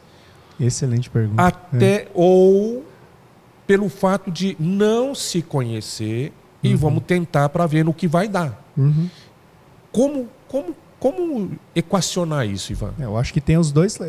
Existe, se a gente for simplificar a questão, vai existir esses dois caminhos mesmo. Um monte de gente pivotando pelos motivos errados, certo, e um monte de gente pivotando pelos motivos corretos. Né? E eu acredito que quem vai pivotar pelo motivo correto é quem tem um alvo mais distante e está enxergando aquele alvo lá longe. E que pode chegar de várias formas. E o imediatismo te coloca onde? No aqui e agora, aqui e agora. Hoje pode ser um desvio de 1 grau. Mas daqui a 10 anos, aquilo te levou para muito longe de onde você poderia ter chegado. Tá. Então, acho que são dois caminhos mesmo. E o diferencial é, você sabe olhar lá para frente e enxergar o que você está, né? Aí é que entra a questão de propósito, identidade. De se conhecer. Do Habitudes e de você... Eu gosto muito do primeiro livro em especial, porque é a autoliderança. Sim, E a gente fala que antes de liderar o outro... Você precisa se conhecer. Lidera a si mesmo primeiro. Né? Tá. A segunda pergunta que não estava no script. Realmente, você comentou... Vamos voltar alguns minutos aqui. Você comentou sobre a questão, quando o Felipe perguntou das escolas do Brasil e tal. E aí, bom, o Colégio Shunji Nishimura, né, é um colégio do Brasil, no Brasil. Como é que vocês têm lidado com essa questão de tempo flexível e qualidade rígida, vamos dizer assim, fixa, vamos lá. Como é que vocês têm lidado com isso, uma vez que tem que seguir as normas, vamos lá, né, de ano escolar, etc. Como é que vocês têm conseguido lidar com isso? Né? Não é fácil, eu acredito que não é fácil. Não é fácil. E eu tenho que ser bem honesto, a gente não está fazendo 100% como é feito no Canadá, por exemplo. Natural, né? Lógico, é diferente. Eu posso citar, por exemplo, o Senai, daqui de Pompeia, né, o Senai Shunji Nishimura, do professor Sotrate, da professora Ana. Se vocês estiverem assistindo aqui, um abraço para vocês, né, depois. Mas eu acredito que eles chegaram no modelo mais próximo disso e que eles conseguem fazer isso sem ferir nenhuma lei, sem ferir nenhum... Então, a gente entende... É que, assim, ensino médio, você lida com pessoas, vamos dizer assim, mais maduras, né? Sim. A gente lá no Colégio Shunji Nishimura está trabalhando numa realidade onde as crianças são menores, ensino fundamental, ensino na educação infantil.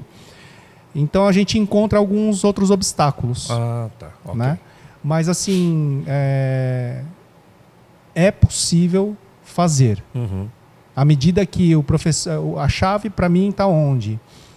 Professor ter um conhecimento melhor da turma, para que a gente não só precise atrasar quando necessário, mas que a gente consiga até adiantar algumas coisas quando possível. Turmas reduzidas colaborariam para isso? Ter menos alunos por sala? No paradigma antigo da escola tradicional, sim. A gente está hoje falando... A gente precisa pensar também no nosso contexto hoje, né? A gente está falando de revolução digital, né? Hoje... O digital, ele nos ajuda, ele pode nos ajudar a trazer uma disrupção ainda maior na educação, uma personalização ainda maior na educação. Eu não preciso esperar chegar o boletim para saber como o aluno foi. Eu posso ter isso, o resultado on time. Né? Eu posso pegar um cubo e verificar como é que está a evolução do meu aluno naquele conteúdo. Né? Por exemplo, a gente usa muito um sistema de autoavaliação. E hoje a gente ainda não estamos no digital ainda. Tá? O Tom Rudnick, ele tem uma plataforma em que os alunos lá no Canadá eles são são verificados nessa plataforma e dá para saber se um aluno está tendo dificuldade em algum conteúdo ou não. E aí fica fácil eu fazer a abordagem e falar assim, olha, estou vendo aqui na sua autoavaliação que você está com dificuldades aqui, no que eu posso te ajudar? O aluno fala assim, olha, lê tal livro e depois a gente conversa. Então, as autoavaliações são fundamentais. São fundamentais para o aluno, não eu dizer se ele está indo bem ou não. É ele falar assim, estou tendo dificuldade, ou não. Ou, aqui eu estou arrasando. Aí eu posso chegar e falar assim, é mesmo? Mostra para mim, traz uma evidência de que você está arrasando. Aí o cara vai lá e arrasa e fala assim, você é o cara. Né? E isso é um pequeno detalhe, né? Eu acho que a escola tradicional falha nisso. É fazer as pessoas experimentarem sucesso. Se tem um vício que eu quero que seja bom na escola, as pessoas falam assim, legal, conseguimos, alcançamos. Experimentar mais isso. Eu quero que eles levem isso para a vida profissional deles. Né? Bacana. Para a gente finalizar. Vamos indo para a reta final. Só para finalizar, deixa eu fazer uma última pergunta aqui. A gente falou de colégio, mas eu queria falar a última coisa sobre a área de trabalho, ambiente de trabalho. Se a gente for trazer o Imaginal para um ambiente de trabalho, como que seria esse processo? Por que eu pergunto isso? Porque assim... Quero ver ele falar isso em poucas palavras. A gente fala de... eu vou tentar falar. A gente fala de propósito, é que eu gosto de ficar viajando. A gente fala de propósito e fala sobre identidade, saber o que você está fazendo, exatamente o que você faz, por que você faz e como você... Tudo, né? E assim, quando a gente tem isso estabelecido na nossa vida... Espera que abriu aqui. Estabelecido na nossa vida, porque a gente consegue fluir melhor no trabalho. A gente não passou por isso. Creio que em muitos lugares, no ambiente de trabalho, a gente não passou pelo Imagine, né? Mas como a gente pode trazer, então, e ter essa compreensão melhor para, então, otimizar o que a gente faz de uma melhor maneira, para seguir um caminho mais próspero, né? Sei lá, algo assim, sabe? Acho que o grande desafio é trazer...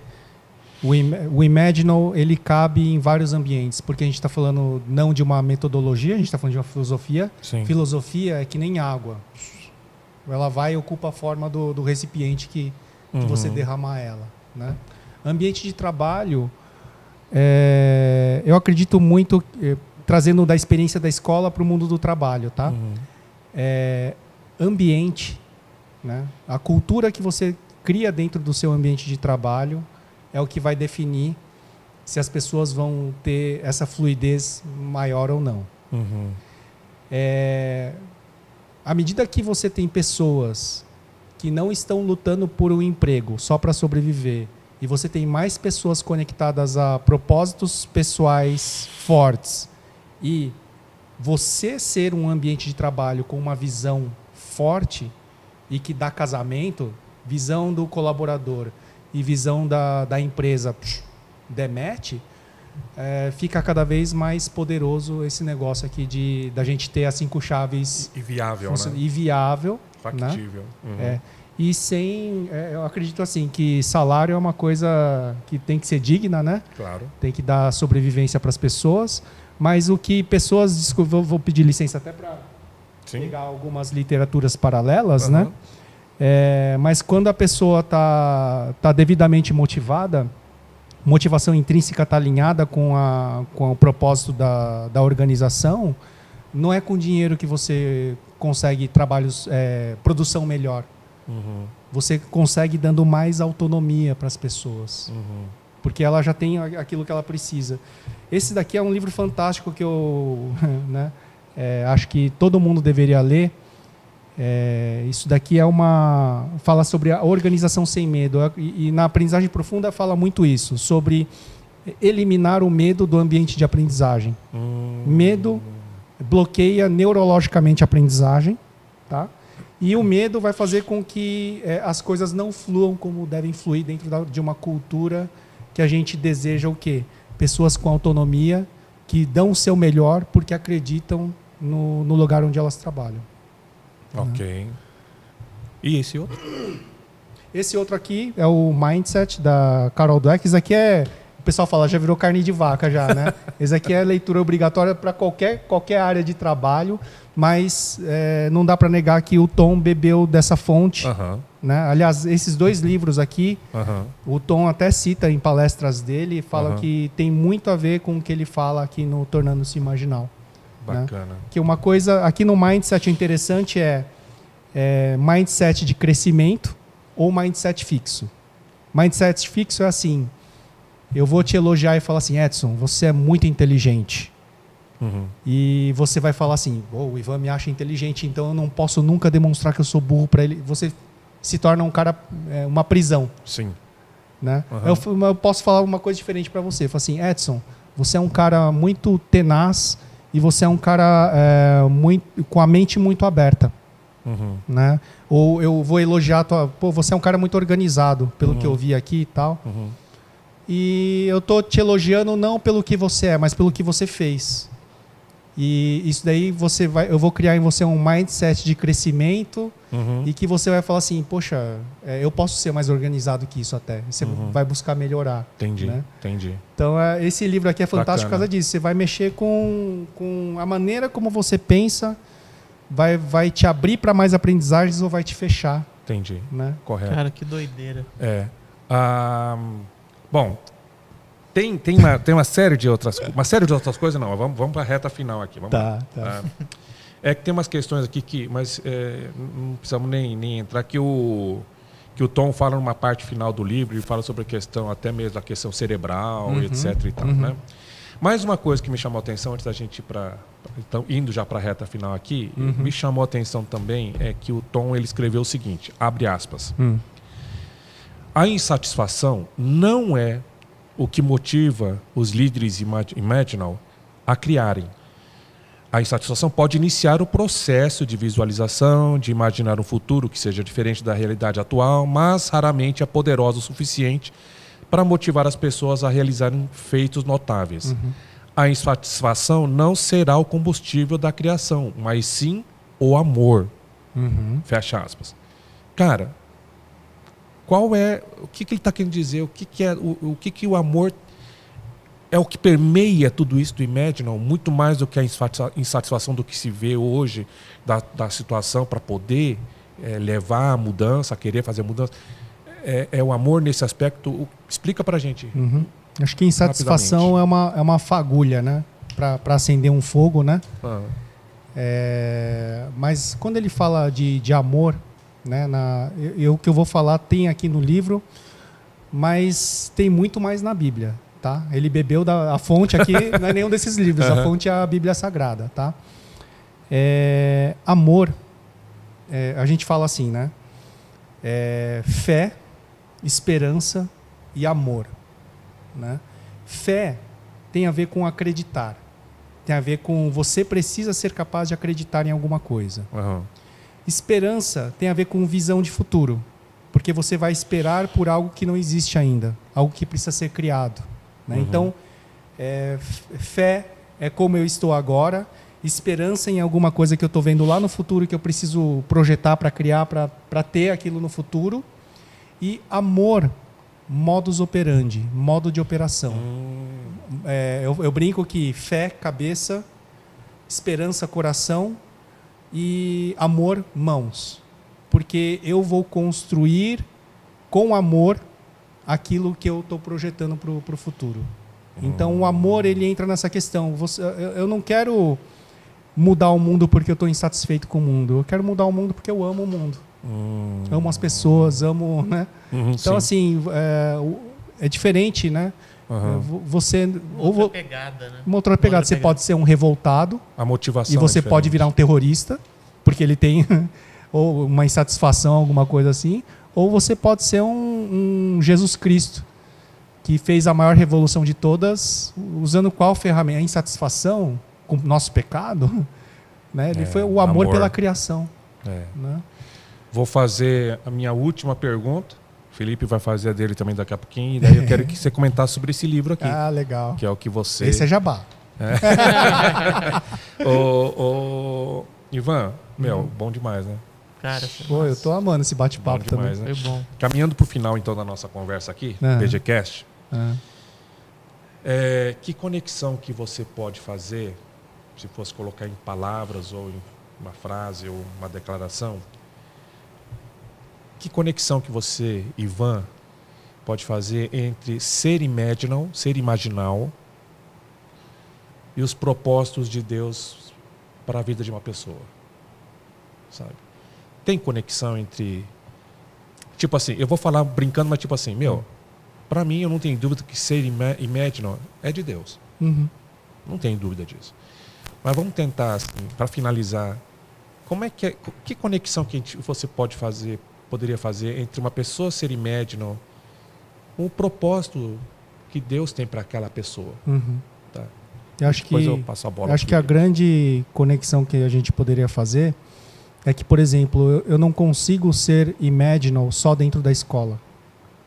Isso impactou a maneira que eu tento ser um pai, que eu tento ser um marido, que eu tento ser... Então, o cristianismo é igual, não dá para ser cristão só dentro da igreja. Isso vai impactar a maneira que você vive na sociedade, né, tal. Então, a gente não tá... Por isso que eu evito metodologia. Metodologia eu uso numa fábrica. É um processo que eu uso numa fábrica, e quando eu saio da fábrica, eu não faço. Ele pode até impactar a maneira que eu faço outras coisas em casa, mas não é... Sim. Né? Agora, o que a gente está falando aqui do Imaginal é entregar para uma criança, para um jovem, uma chave para ele viver a aventura da vida. Entendi. Que vai dar suporte. Só na escola. Não é só para a escola, não é só para a vida acadêmica. Isso daqui, eu até acredito que eu estou usando algumas coisas do Imaginal no Ministério de Adolescentes que a gente está criando, para a gente começar a despertar pontos interessantes como identidade, né? Causa, propósito. A gente está mexendo primeiro com o Big Why ali, né? Da criançada, dos adolescentes, porque tem tudo a ver com Bíblia, né? Show de bola. Então a ultiminha então, que a gente faz em todo o podcast de praxe para isso. O que você fala, o que você falaria para os educadores, professores, para os pais, para os atuais líderes, para os futuros adultos, jovens e adolescentes? O que você falaria para eles agora? Qual que é a sua mensagem? Minha mensagem é acreditar, né? Acho que eu gostaria que meus colegas educadores acreditassem nas crianças, tivessem fé nelas e tivessem fé no que Deus pode fazer através da sua vida dentro de um ambiente escolar. A segunda pessoa que passa mais tempo com as crianças, depois do pai e da mãe, é o professor. Então isso me faz entender que os educadores, e de igreja também, tá? Discipuladores, né? Líderes de pequenos líderes, de conselheiros. Nós temos uma grande responsabilidade nas nossas mãos e por causa disso, a gente tem a chance, eu sou um sonhador, cara, a gente tem a chance de adornar a noiva de Cristo do jeito que Jesus merece receber a noiva dele.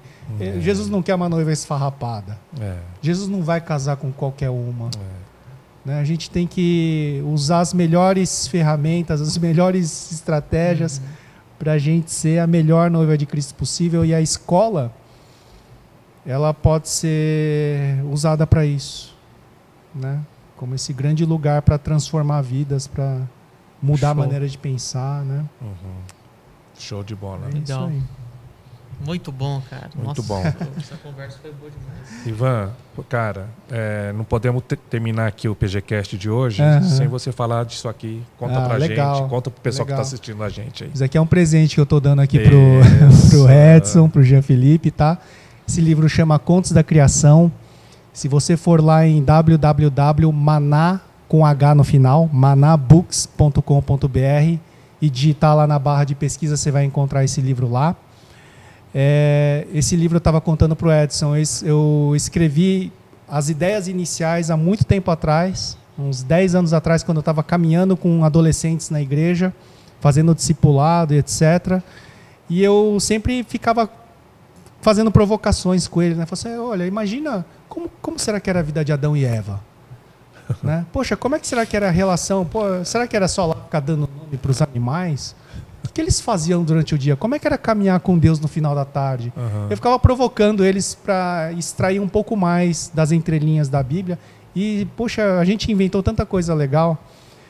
E eu pensei assim, né? Falei assim, olha, chegou pandemia, estou muito tempo em casa.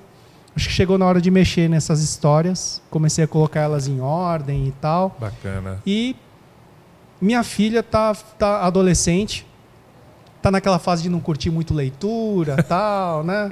Quer mais assistir internet, coisa da internet. Falei assim, não, olha, se for para criar isso aqui, eu quero criar primeiro para minha filha, né? Eu quero que ela leia algumas histórias e saber que ela foi uma inspiração para mim para trazer esse projeto à vida. E que num meio literário, né, onde a gente tem tanta bruxaria, tem tanta... O pessoal fala assim, mas não é religião, para mim é. Né? Fala assim, não, eu queria colocar na prateleira alguma coisa que pudesse não competir, mas ser uma oportunidade diferente de se ler a Bíblia, né? Então, aqui não é um livro de teologia, é um livro de imaginação, né? Legal. Então é isso que a gente queria colocar na mão dos adolescentes e dos jovens aí. Show de bola. A gente bota no... Alternativa. Isso. Embaixo na descrição lá, o Contos, site. Isso. Contos Legal. da Na edição Criação. também, né? Consegue colocar na edição. Legal. Contos da Criação, escrito pelo Ivan Lio Shozawa. Ivan? Isso mesmo. Cara, show de bola, rapaz. Rapaz, foi bom demais. Gostei demais. Foi bom demais. Foi muito bom para mim também. Nossa, foi muito bom. As perguntas, o roteiro tava bom, eu sei que vocês saíram do roteiro, mas deu para ver que vocês fizeram lição de casa, são imaginais já. Foi muito bom. Meu, obrigado mesmo. Espero que você tenha gostado. Assista, divulgue, compartilha, reassista, porque é um conteúdo que é para entrar aqui, cair aqui no coração, para ficar realmente pensando. E tem tudo a ver com aquilo que Deus tem de propósito para a minha vida, para a vida do Ivan, do Felipe, para a sua vida também, que está aí atrás da tela aí, né? Deus abençoe você, Ivan. Amém. Obrigado, meu. Manda um abração para Ellen, tá, viu? Para Imi também, viu? Obrigado Manda mesmo. Para Ive também. Mando sim, né? Deus abençoe vocês. Estamos encerrando aqui mais um PGCast. Obrigado ao Alisson que está lá atrás, fiscalizando tudo. O Alisson é o cara. Deus abençoe vocês, gente. Até mais. Até o próximo PGCast. Até mais.